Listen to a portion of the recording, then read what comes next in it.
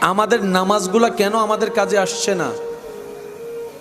এই জায়গাগুলোকে আগে একটু চিহ্নিত করতে হবে। তো তারপরে দেখবেন আপনার একটা সিজদাও অনেক বড় পাহাড়ে সোয়াব হয়ে গিয়েছে।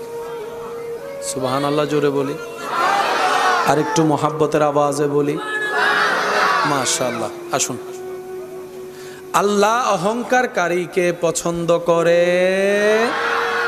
অহংকার কাকে বলে? এক কথায় বুঝবেন, অন্যকে ছোট মনে হওয়া, সে জায়গায় নিজেকে দামি মনে হওয়া, এটার নাম অহংকার। আত্মমর্যাদা, আত্মসম্মান আর অহংকার এক জিনিস নয়। ইসলাম বলে আত্মসম্মানও থাকতে হবে, অহংকারও করা যাবে না। ও ইসলাম, দুইটাকে সমন্বয় আমি কিভাবে করব? বলে যে তুমি অহংকার কখন করবা? যখন তোমার মনে হবে এগুলা আমার, এগুলা আমার, এগুলা আমার, তখন তোমার নিজের ভিতর অহংকার